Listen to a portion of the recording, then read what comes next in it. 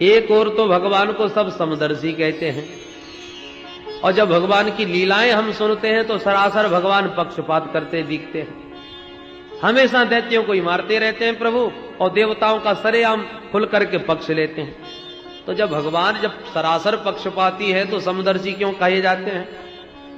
और यदि सचमुच समदर्शी हैं तो फिर पक्षपात क्यों करते हैं? कथम दैत्यान अवधीत, दैत्यों को क्यों मारते हैं? सुखदेव जी प्रसन्न होकर बोले, परीक्षित बहुत बढ़िया प्रश्न किया है, ध्यान से सुनो। यही प्रश्न एक बार तुम्हारे दादाजी ने भी देवर्षि नारद से किया था। कब महाराज?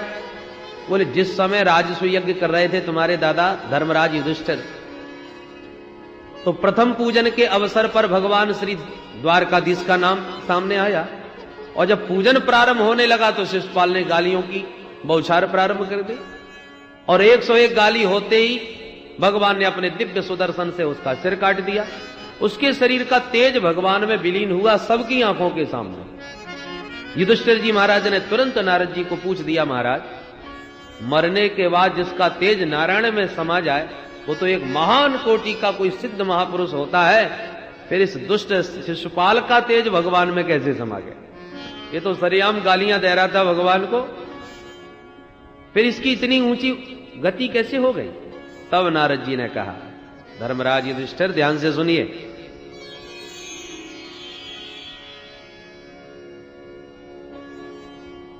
भगवान की घोषणा है, ये यथा माम प्रपद्यन्ते तांस तथैव भजाम्यहम्।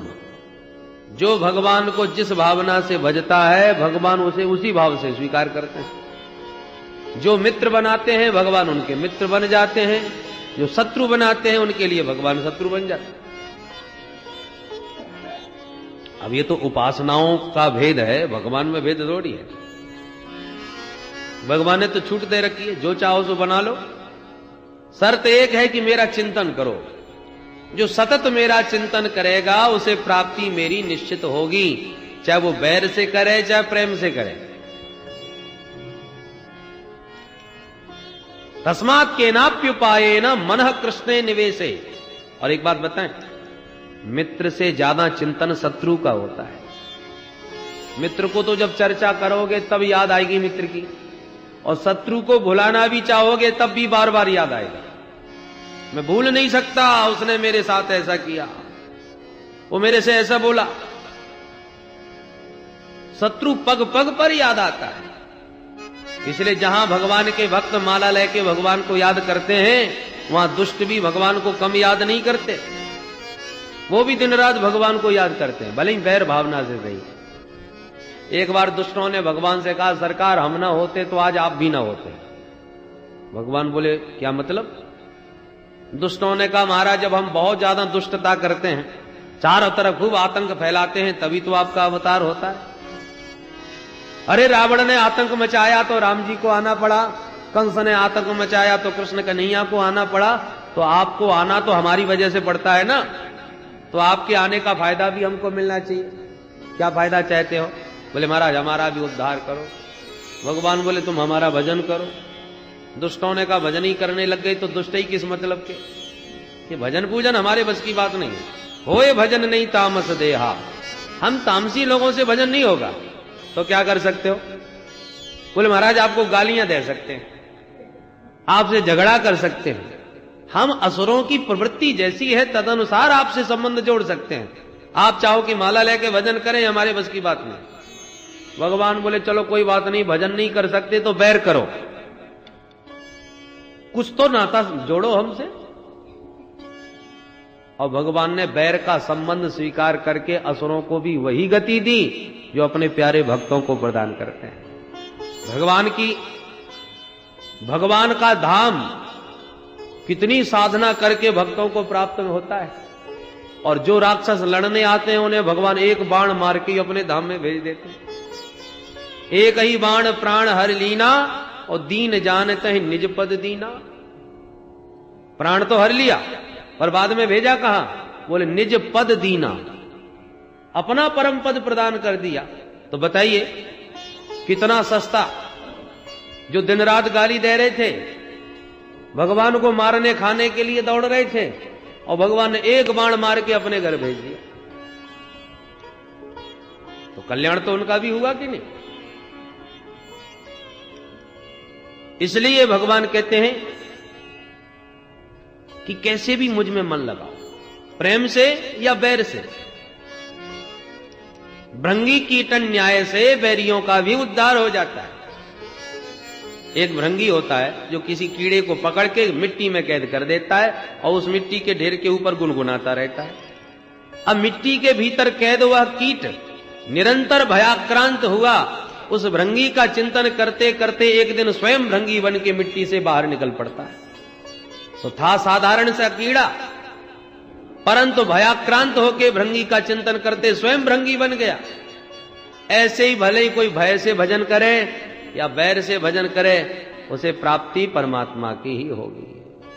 बोल वृंदावन बिहारी लाल की। काम क्रोध भय आदि ये अच्छी वृत्तियां नहीं, पर यह वृत्ति भी यदि परमात्मा से जुड़ जाए तो कल्याण का साधन बन जाती है। इसलिए नारद भक्ति सूत्र में नारद जी महाराज ने कहा है, तदर्पित खिलाचारः सन् काम क्रोधाभिमानादिकमपि तस्मिन् नैव करणीयम। काम क्रोधादिक वृत्तियों को मारना बड़ा कठिन है। मार नहीं सकते तो मोड़ के भगवान से ही जोड़ दो, कल्याण हो जाएगा। महाराज आज तक किसी का कल्याण हुआ है? काम ऐसा, क्रोध ऐसा, रजोगुण समुद्भव। अरे सब नरक के पंच शास्त्रों ने बतलाए हैं, रजोगुण इनका बाप है, इनसे कल्याण कैसे होगा जीव का? बोले देखो एक एक का प्रमाण। गोप्यः कामाद भयात् कंसो द्वैसा चैत्यादयो नपाः संबंधात् वृष्णय स्नेहात् यूयं भक्त्या वयं विभो। अब जरा देखिए प्रमाण। काम की वृत्ति को संसार से हटाकर गोपियों ने श्री कृष्ण से जोड़ दिया तो गोपियों का कल्याण हो गया। प्रेमैव गोप रामाणाम काम इत्यगमत प्रधाम। गोपियों के पावन प्रेम को ही यहां काम की संज्ञा मिली है, यह ध्यान रखिए। गोप्यः कामात्, अपने पति को छोड़कर पर पति से प्रीति सांसारिक दृष्टि से, शास्त्रीय दृष्टि से तो पतन का कारण है, पर गोपियों ने वो वृत्ति परमात्मा से जोड़ ली तो उसी वृत्ति से गोपियों का कल्याण हो गया। भयात कंस, कंस ने भय के द्वारा भजन किया। नारद जी से पूछा, बाबा ये बताओ मेरा काल कैसा होगा? नारद जी ने बता दिया, काला काला होगा, मुरली वाला होगा, घुंघराले बाल होंगे, पीतांबर ओढ़े होगा, देखने में छोटा ही होगा पर बड़ा ही खोटा होगा। और जब से नारद जी बता के गए तब से कंस का ये हाल हो गया कि उसे हर काली वस्तु से डर लगने लगा। भोजन में दाल में कहीं काला जीरा भी दिख जाए तो थाली फेंक देता है, आ गया कृष्ण। पानी पीते समय काली छाया जल में दिखे तो लोटा फेंक दे। सामने वाले से बात करते समय उसकी आंखों की कारी पुतरिया में काला कन्हैया नजर आता है। बताओ ऐसा भजन कौन कर सकता है? भय की वृत्ति ही भगवान से जुड़ी हुई है, इसलिए उस भयाक्रांत कंस को भी भगवान मिल गए। द्वैसा चैत्यादयो नपाः। शिषपाल का तो नियम है जब तक 100 गाली न सुना दे तब तक भोजन हजम नहीं होता। भगवान को चुन चुन के गाली देता था, पर उसका द्वेष संबंध परमात्मा से था, इसलिए उसका भी कल्याण हो गया।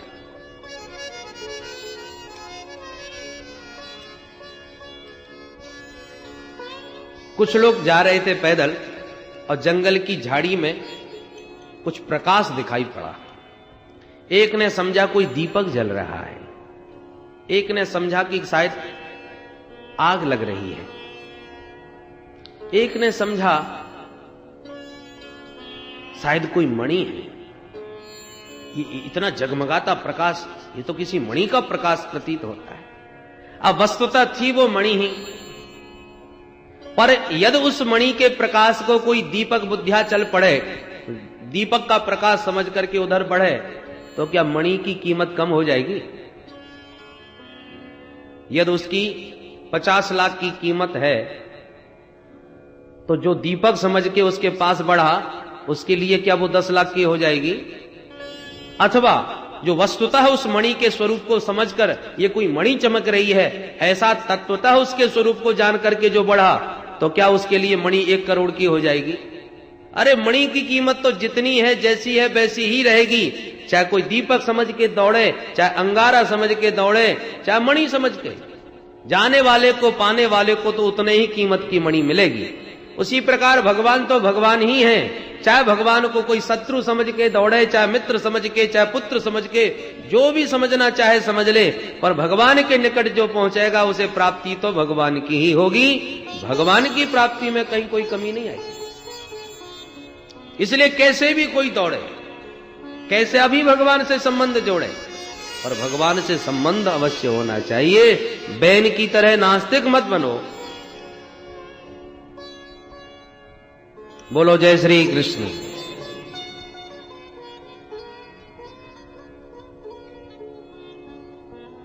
श्री सुखदेव जी से प्रश्न किया परीक्षित ने,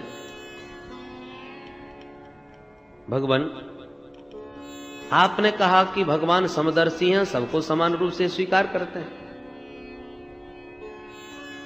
तो प्रायः दैत्यों को ही मारते हुए हम दिखाई पड़े, क्या दैत्य ही भगवान के बैरी हैं? बोले नाना, 12 महाभागवतों में 2 दैत्यों का नाम है।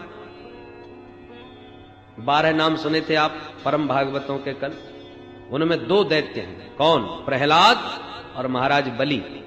ये दोनों ही तो दैत्य वंश के हैं, और परम भागवत भगवान के भक्तों में गिने जाते हैं। तो ये ना समझिए कि दैत्य जाति का ही भगवान दुश्मन है। अरे जिसने जिस वृत्ति से भगवान से संबंध जोड़ा, अब हिरण्यकश्यपु भगवान का कट्टर बैरी और उसी का बेटा प्रहलाद भगवान के अनन्य उपासक, तो हिरण्यकश्यपु का उदर विदीर्ण कर रहे हैं और प्रहलाद को परम भागवत मान के हृदय से लगा रहे। तो दैत्य जाति से दुश्मनी कहां रही? अच्छा महाराज, तो प्रहलाद पर कैसे अनुग्रह किया, जरा विस्तार से सुनाइए। तब सुखदेव जी महाराज ने सुनाया, परीक्षित, जिस समय भगवान ने बराह बपु धारण करके हिरण्याक्ष का उद्धार किया, तब से हिरण्यकश्यपु कट्टर वैरी बन गया और इसने मंदराचल पर्वत पर जाकर के घोर तपस्या की। पूरे शरीर में डीमक लग गई। ब्रह्मा जी प्रकट होकर के बोले, परम ब्रूयात, तो हाथ जोड़ के वरदान मांगता है, मुझे अजर अमर बना दो महाराज। ब्रह्मा जी बोले, वो तो हम भी नहीं है, तुम्हें कहां से बना दे? अरे इसके अतिरिक्त तो कुछ और मांगो। तब तो इसने वरदानों की जड़ी लगा दी, न भीतर मरू, न बाहर मरू, न ऊपर मरू, न नीचे मरू, न दिन में मरू, न रात में मरू, न अस्त्र से मरू, न शस्त्र से मरू, न मनुष्य से मरू, न जानवर से मरू, न आपकी बनाई हुई सृष्टि में किसी प्राणी से मरू, न 12 महीने से किसी महीने में मरू। ब्रह्मा जी बोले, बस कर भैया, तू कितना मांगेगा? बड़े बड़े तपस्वी देखे, पर तेरे जैसा मांगने वाला पहली बार मिला भाई। ताते में दुर्लभा पुंसाम यान व्रणी से वरान मम तथापि वितराभ्यंग वरान यद्यपि दुर्लभान। अरे हिरण्यकश्यपु, यद्यपि तेरे द्वारा मांगे वरदान ये बड़े दुर्लभ है, आज तक किसी को नहीं दिए, पर तेरे जैसी तपस्या भी बड़ी दुर्लभ है, इसलिए मैं तुझे ये समस्त वरदान प्रदान करता हूं। प्रसन्न हो गया हिरण्यकश्यपु कि अब तो मैं अमर हो ही गया, अब मुझे भला कौन मार लेगा, और अपने को अमर मान करके चल पड़ा। दिग्विजय करते हुए तमाम देवी देवताओं को बंदी बना के घर में ले आया। इंद्र से कहता है चल झाड़ू लगा, वरुण से कहता है चल पानी भर के ला। सब दास्ता करने लगे देववृंद। भगवान से रोते हैं, प्रभु कब इस दुष्ट से पिंड छूटेगा? भगवान बोले, मां भैष्ट श्रेष्ठा सर्वेशाम भद्रमस्तु वः। देवताओं आप लोग घबराइए मत, हम तुम्हारा कल्याण करेंगे, समय की प्रतीक्षा करो। इस हिरण्यकश्यपु के 4 बेटा हुए, हिराद, अनुराद, संघराद, प्रहलाद। श्री प्रहलाद जी बचपन से ही अद्भुत प्रतिभा संपन्न थे। ब्रह्मण्य शील संपन्न सत्यसंधो जितेंद्रिय। प्रहलाद जी बचपन से ही ब्राह्मणों के अनन्य भक्त, शील संपन्न, परम सुशील स्वभाव के, सत्य प्रतिज्ञ और परम जितेंद्रिय। नोद्विग्न चित्तः व्यसनेषु निस्पृहा। इनका चित्त कभी भी उद्विग्न नहीं होता, संसार के व्यसनों में तनिक भी इनकी अभिरुचि नहीं। एक सम्राट के पुत्र होकर के भी परम जितेंद्रिय, परम संयम। कारण एक था परीक्षित। क्या महाराज? बोले प्रहलाद को बचपन से ही एक ग्रह लग गया था। कौन सा ग्रह लग गया था? बोले कृष्ण ग्रह ग्रहीतात्मा न वेद जगदीदृशम। प्रहलाद जी को बचपन से ही टेढ़ी टांग वाले कृष्ण रूपी ग्रह ने ग्रस लिया था। और ये ग्रह बहुत खतरनाक है। और ग्रह चाहे जितना अपना प्रभाव दिखावे, पर विद्वानों से बैठा करके जप अनुष्ठान करा के ग्रह शांति करवा दो तो ग्रह शांत हो जाता है। पर यह ग्रह इतना खतरनाक है कि जल्दी से तो लगता नहीं, और जिसे लग जाए तो चाहे जितनी कोई ग्रह शांति करवा ले, इसके उतारने का कोई उपाय नहीं। बड़ा जबरदस्त ग्रह है। महाराज इस ग्रह के लक्षण क्या हैं? कैसे पता चले कि इसको कृष्ण ग्रह लग गया? बोले लक्षण बताते हैं। क्वचित रुदति वैकुंठ चिंता सबल चेतन, क्वचित धजति तच्चिंता ह्लाद उदगायति क्वचित। कृष्ण ग्रह ग्रहीतात्मा के लक्षण हैं क्या? बोले कभी प्राय वो रोता बहुत है, जब भी बैठेगा आंखों में आंसू बहाता रहेगा, और कभी कभी उच्च स्वर से हंसने भी लगता है, तो कभी मुक्त कंठ गाने लगता है, तो कभी खड़े होके नाचने लगता है। लोक बाह्य उसके सब विशेषण निराला होता है, जगत से अलग। दुनिया की दृष्टि में वो पागल ही होता है, दुनिया वाले उसे पागल ही समझते हैं। प्रहलाद जी की भी बचपन से यही स्थिति थी। जब थोड़े से बड़े हुए तो राजकुमार को पढ़ने के लिए गुरुकुल में भेजा गया। कौन से गुरुकुल में? श्री संडामर्क जी महाराज जहां के प्राचार्य हैं, हिरण्यकश्यपु दानव विश्वविद्यालय, जहां पर दैत्य पुत्रों को ही छल कपट की विद्या सिखाई जाती है। प्रहलाद जी भी भर्ती हो गए, पर इन पर तो कुछ दूसरा ही रंग चढ़ा हुआ था। गुरुजी पढ़ाते कुछ हैं तो ये पढ़ भी लेते हैं और उसको गुरुजी को सुना भी देते हैं, पर हृदयंगम नहीं करते। ये छल कपट की नीतियां उन्हें सुहाती नहीं। गुरुकुल में रहे, पर एक दिन हिरण्यकश्यपु आ ही गया। एकदा सुररात पुत्रम अंकमारोप्य पांडव पप्रक्ष कथ्यताम वत्स मन्यते साधु यद भवान। बड़े प्यार से अपने पुत्र को हृदय से लगाकर सिर सूंघकर प्रीति पूर्वक प्रश्न किया हिरण्यकश्यपु ने, बेटा मन्य से साधु यद भवान, तुमने अब तक के स्वाध्याय काल में उत्तम बात क्या मानी है? सबसे बढ़िया पाठ कौन सा सीखा है? वो हमें भी बताओ जरा। तुरंत प्रहलाद जी बोले, पिताजी बढ़िया पाठ तो जीवन में एक ही सीखा है। वो क्या? तत्साधु मन्ये सुरवन यदेहिना सदा समुद्विग्न धिया वसद गृहात् हित्वात्मपातं गृहमन्धकूपं वनं गतो यद्धरिमाश्रयेत। पिताजी मैंने तो अपने जीवन में एक ही बढ़िया बात समझी है। क्या? कि जो असत ग्रह है, ये जो गृहस्थ जीवन है ना, अंधकुएं के समान है। कुआं में कोई गिर जाए तो बच भी जाएगा, क्योंकि कुएं में यदि पानी हो तो पनघट पे कोई भी पनिहारी आवे पानी लेने के लिए तो वो देखेगी तो चिल्लाएगी, तो कैसे न कैसे लोग मिलके निकाल लेंगे, रस्सी के सारे आ जाएगा। पर अंधकूप में कोई गिर जाए तो उसके बचने का कोई उपाय नहीं। अंधकूप किसे कहते हैं? जो जंगलों में कुएं हैं, जहां पर कोई जाता आता नहीं, जहां पर तमाम जंगल की झाड़ियों की जड़ें नीचे लटकी पड़ी हैं, उधर को कोई रुख करता नहीं, उधर से कोई निकलता तक नहीं, उसको अंधकुआ कहते हैं। और उस अंधकूप में कोई गिर जाए तो जब कोई वहां जाने आने वाला नहीं है तो निकालेगा कौन? तो गृहस्थ जीवन को केवल कुआं नहीं कहा, गृहांधकूपम, ये तो अंध कुआं है। कोई निकलने की चेष्टा भी करे ना तो उसको भी पैर पटक के गिरा लेते हैं। कोई घर में पहले तो वैराग्य होता नहीं, और कदाचित किसी को वैराग्य चढ़ बैठे, उसे ज्ञान हो जाए कि दुनिया सब असत है, ये संबंध सब अनित्य हैं, नित्य शाश्वत संबंध को जानने के लिए मैं अपना जीवन सार्थक करना चाहता हूं, ऐसी जिज्ञासा उनके मन में जागे और कहीं निकल पड़ा तो घर गृहस्थी वाले ही घेर लेते। अरे क्या होगा इन बच्चों का, देख रहे हो, तुम्हारे जाने के बाद सारा कारोबार ठप्प हो जाएगा, कौन संभालेगा इसको, ये सारी जिम्मेवारी तुम्हारी है और तुम बर्बाद करना चाहते हो अपने घर परिवार को। तो पहले तो वैराग्य होता नहीं, और हो भी जाए तो टांग पकड़ के खींच लेते हैं।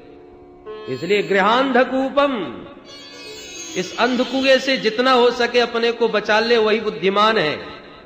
और बचाने के बाद कहां जाए, बोले वनम गतो यद्धरिमाश्रयेत, वनम वृंदावनम गतः हरिम श्री कृष्णम आश्रयेत, वृंदावन में जाकर के भगवान श्री कृष्ण चंद्र के पाद पद्मों का आश्रय ग्रहण कर ले, बस यही जीवन का सार है।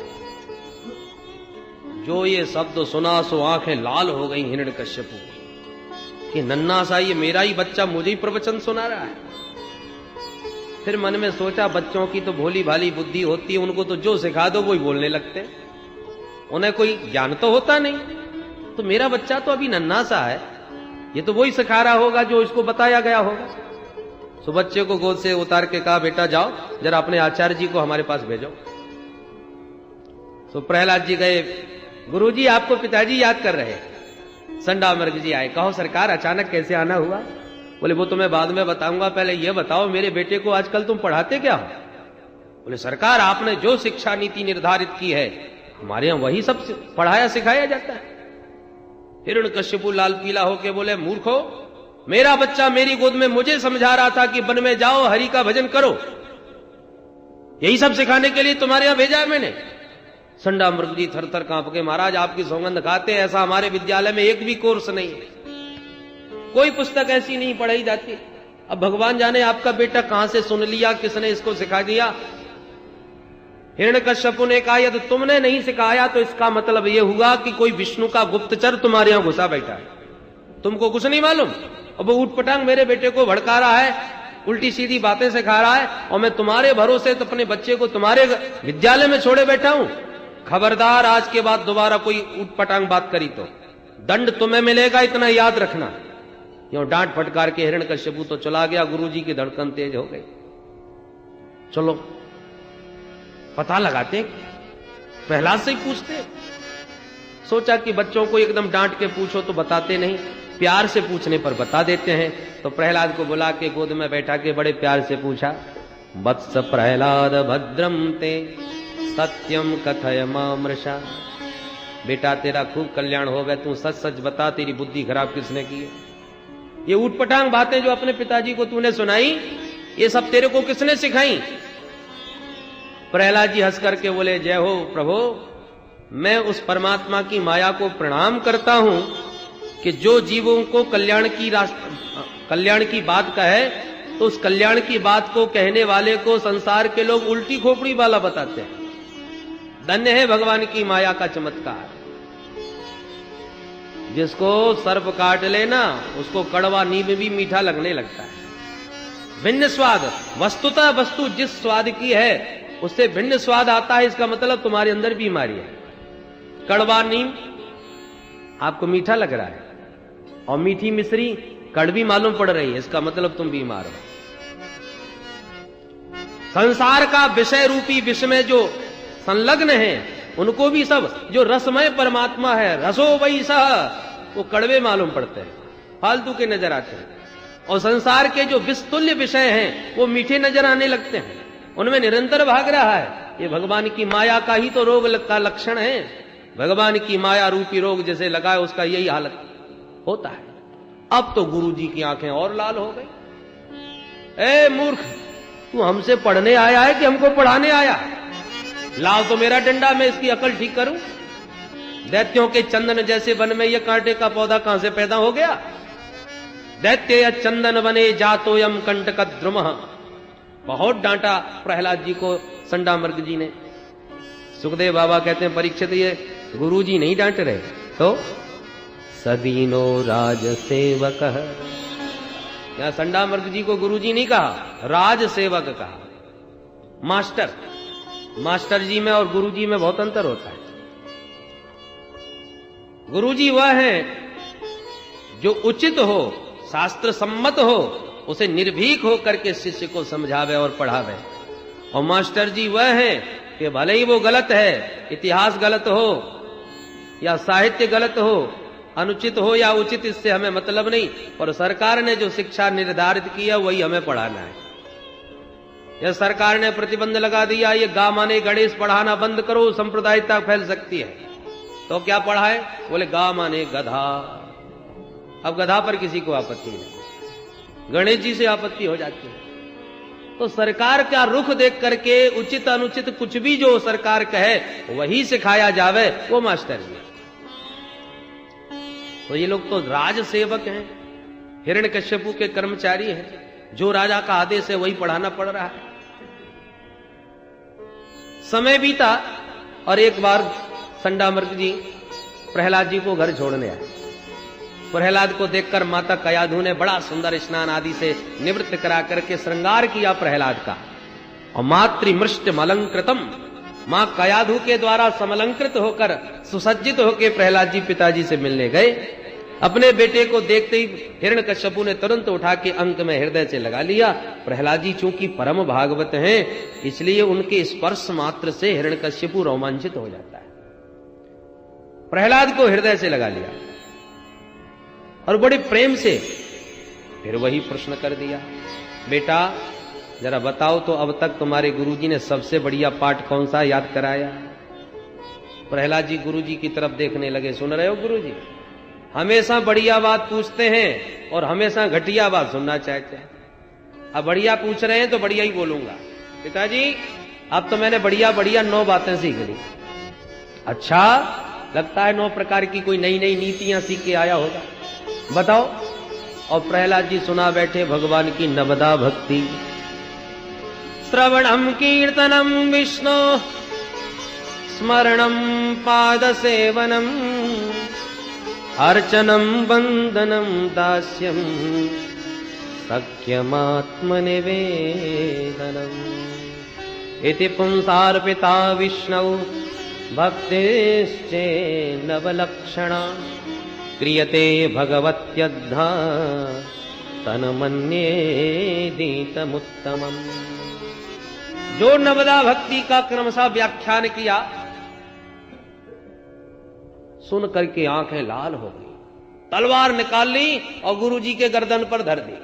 हिरण्यकश्यपु ने, ब्रह्म बंधो, अरे अदम ब्राह्मणो, लगता है तुम मेरे विपक्ष से मिले हुए हो। तुमने जानबूझ के मेरे बेटे की बुद्धि खराब की है। कल इसने एक बात बोली थी, आज 9 बातें सिखा रहा है। इसका मतलब उत्तरोत्तर इसकी विद्या का विकास हुआ है, तुमने कोई ध्यान नहीं दिया, तुम जीवित नहीं बचोगे। अब तो संडामर्ग जी थर थर कांपे हैं। महाराज एक हमारी सुन लो, हम आपकी सौगंध खा के कहते हैं कि इस बालक को न तो हमने पढ़ाया न किसी और ने पढ़ाया, ये पढ़ाया ही आया है, इसे कोई नहीं पढ़ा सकता। न मत प्रणीतम न पर प्रणीतम सुतो वतत्ते सतवेन्द्र सत्रो नैसर्ग कीयम मतिरस्य राजन न्यच्छमन्युम कददास्ममान। आप हम पर नाराज न होइए महाराज, हम तो जान रहे हैं कि इसकी स्वाभाविक मति भगवान ने ऐसी बनाई, इसकी बुद्धि ही ऐसी है। अब इसमें हमारा क्या दोष है महाराज? आप शांत चित्त होकर के विचार कीजिए, न्यच्छमन्युम, इस क्रोध को त्यागिए और शांत मन से सोचिए कि इसकी बुद्धि ऐसी कैसे हो गई। हिरण्यकश्यपु ने अब अपने बेटे से पूछ दिया, प्रहलाद सत्य बताओ, ये तुम्हारी बुद्धि विकृत किसने करी? किसने ये उटपटांग बातें तुम्हें सिखाई हैं? प्रहलाद जी बोले, पिताजी मतिर्न कृष्णे परतः स्वतो वा मिथो विपद्येत गृहव्रतानां। जो ग्रहव्रतधारी है ना, देखो गृहस्थ नहीं कहा, गृहव्रताना, घर में ही रहने का जिन्होंने व्रत ले रखा है, निकलना ही नहीं चाहते, छोड़ना ही चाहते, घर को ही जो सब कुछ समझ करके पकड़े बैठे हैं, गृहव्रताना, उनकी बुद्धि बड़े भाग्य से भगवान की तरफ अभिमुख होती है। अन्यथा ये गृहस्थ जीवन में सब अंध परंपरा से एक दूसरे को गर्त में गिराने का ही प्रयत्न करते जा रहे हैं। जैसे एक अंधों की लाइन जा रही थी बड़ी लंबी, सब अंधे ही अंधे, अब सबसे आगे वाला अंधा अचानक गड्ढे में गिर गया, धम आवाज हुई, तो बाकी के अंधे जहां के तहां खड़े, भाई खतरा मालूम चलता है, ये आवाज कैसी, भाई पता लगाओ। पीछे वालों ने पूछा, भाई रास्ता ठीक तो है? तो गड्ढे में गिरे अंधे ने सोचा हम तो गिरे ही पड़े, अब इनको भी क्यों छोड़े।